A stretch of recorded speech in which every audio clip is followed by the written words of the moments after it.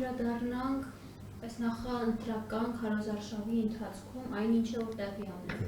Նախկինում տեսնում էինք, որ 2021 թվականին, արտահերթ խորհրդարանական ընտրությունների ժամանակ Փաշինյանը խոսում էր, որ երկաթե պողպատե մանդատ են նրան տրամադրում, այսօր տեսնում ենք, որ ավելի կոշտ խոսույթներով է ի հայտ գալիս, օրինակ, չգիտեմ, 2 օր առաջ խոսում էր ԲՀԿ առաջնորդի որդու, Լեր Ծառուկյանին Հայաստան հետ վերադարձնելու իմաստով,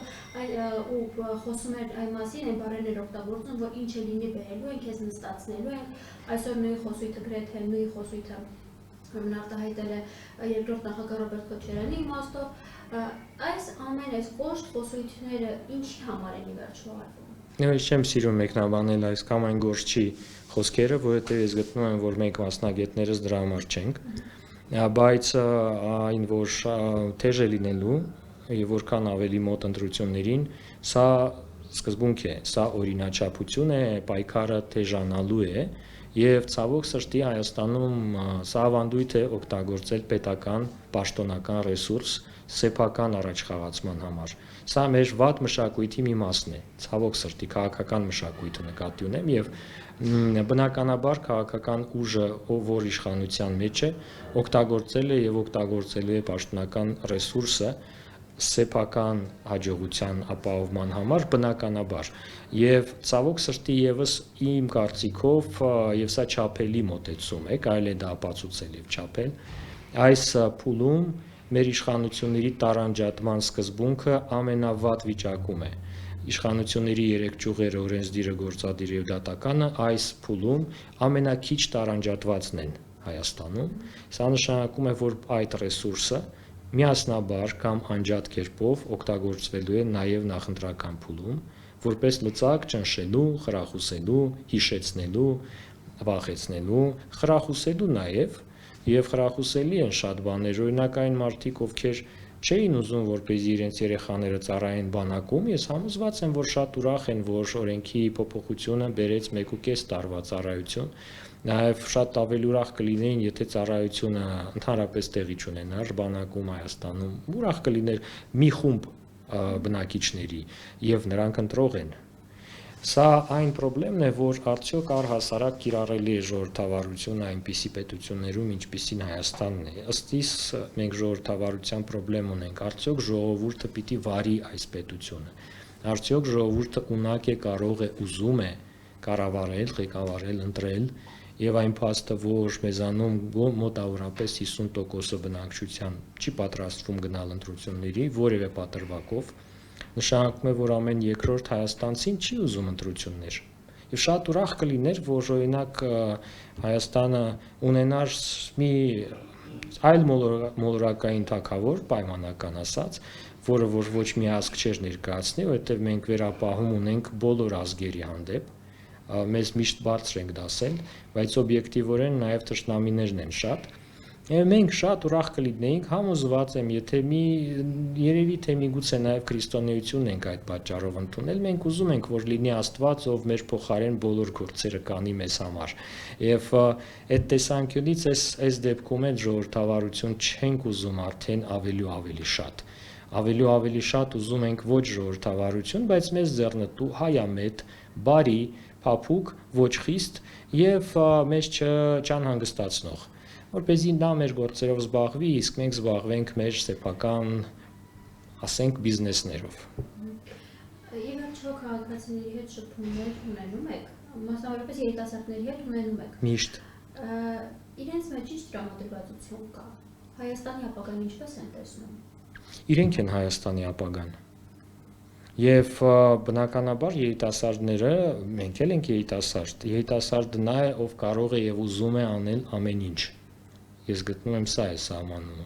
եւ չունի կարծրատիպեր, սահմանափակումներ եւ վախեր։ Մենք ունենք իհարկե վախեր ունեցող երիտասարդներ, սա ստերեոտիպեր ունեցող վախեր, լավ եւ վատ կարծրատիպեր։ Նաեւ լինում են լավ կարծրատիպեր, օրինակ կարծրատիպն այն մասին, որ մեր թշնամին չի կարող մի օրում բարեկամ դառնալ, կարծրատիպ է, բայց լավ կարծրատիպ է, ճիշտ է։ Եվ երիտասարդները մեզանում շատ ուժեղ խումբ են, մասնավորապես օրինակ երբ որ սկսվեցին ճնշումներ եկեղեցու հանդեպ հայ առաքելական երիտասարդները առաջի շարքերում էին եկան եւ պաշտպանեցին եւ ընդ որում այնպիսի երիտասարդներ, որոնք սովորական պայմաններում կյանքում կարող է նման չէին ավանդական հայի, կապույտ մազերով, պիրսինգով կամ ավանդապաշտ հայ քյարթուներ միասին շարքի մեջ կանգնած պաշտպանում էին հայ առաքելական եկեղեցի երիտասարդը հայ այդպիսին է, ինքը բազմազան է, ինքը միգուցե մասամբ կարգապահ չի, մասամբ ուժ արտնացող է, չի կողմնորոշվում ինչ է կյանքից ուզում, բայց շատ լավ կողմնորոշում է այն մասում, որ երբ որ իրեն ճնշում են, ինքը հակաճնշում է։ Երիտասարդների շրջանակներում շատ են հարցումներ իրականացնում, մասնավորապես նախընտրական այս թեժ պայքարի շրջանակներում, եւ երբ հարցնում եք գնալու եք ընտրության, իհարկե չեք հարցնում գնալու եք որ թեմին եք ընտրելու իշխանություն, թե ընդդիմություն, բայց միևնույն ժամանակ հարցնում եք գնալու եք ընտրության։ Մեծամասամբ ասում են ոչ, որն է խնդիրը։ Երիտասարդներին հարցնենք, մեզ հարցնենք, իսկ մենք գիտենք ում ենք ընտրելու եւ երիտասարդների տարիքի եւ երիտասարդների կերպարով գործիչներ ունենք, բայց իրենք այդպես կոչված fake կեղծ երիտասարդներ են։ Իրենք չեն արտահայտում երիտասարդության ներկայությունը, կարծիքը, ցանկությունները, խնդիրները եւ շատ արդեն պատմություն դարձած երևույթ է, որ երիտասարդության հարցերը կծվեցին մշակույթին, սպորտին, կրթությանը, ինչու։ Սա աբսուրդ է, կամ ինչու կրթությունը կծվեց երիտասարդությանը, երբ որ կրթությունը ամբողջ կյանքի համար է նախատեսված, կամ մշակույթը ինչու կծվեց միայն երիտասարդությանը։ Այսինքն նաև մեր ինստիտուցիոնալ մակարդակում, պետական մակարդակում երիտասարդներին խառնել են եւ կարծես թե լուծարել ուրիշ ոլորտների մեջ, բայց երիտասարդը ինքնաբավ է Հայաստանում, ինքը այլևս այդքան մեծ կարիքներ չունի կապված պետության հոգատարության հետ, ընտանիքի, ավելի ու ավելի անկախ է դառնում եւ այդ իմաստով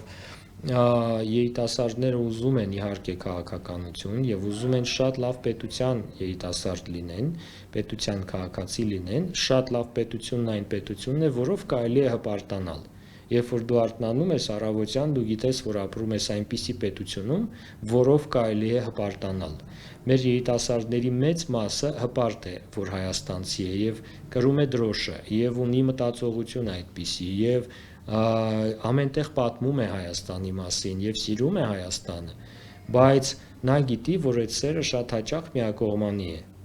Իսկ միակողմանի սերը շատ վատ բան է։ Եվ մյուս կողմից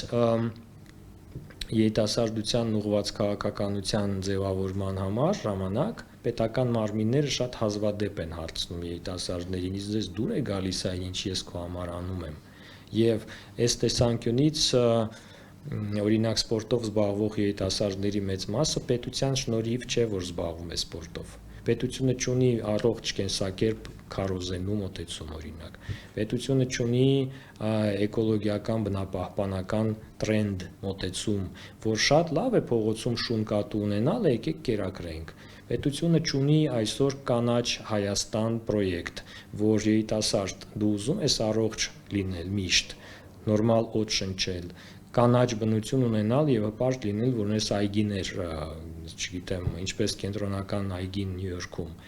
Պետությունը դա չի անում եւ եթե երիտասարդի մտքով դա անցնում է, նա դա անում է, եթե չի անցնում, չի անում։ Եվ մենք ստանում ենք բազմազան երիտասարդներ, ովքեր ցավոք շատ հաճախ անում են հակառակ բաներ, միմյանց հակառակ ու խանգարում միմյանց, որովհետեւ չեն կողմնորոշվում եւ իրենց չեն ուղղորդում, չեն օգնում։ Այս քարոզչության ժամանակ, երբ մասնավորապես մարզեր է հագնում Նիկոլ Փաշինյանը, շատ հաճախ տեսնում եք, որ չեմ բհադրի այս բառը օգտագործելուց, ասում է, այսպես բոցաշունչ ելույթներով, ասում է, ես եկել եմ, որ ձեզ ասեմ, որ ես ձեզ սիրում եմ։ Այ նմանատիպ խոսույթները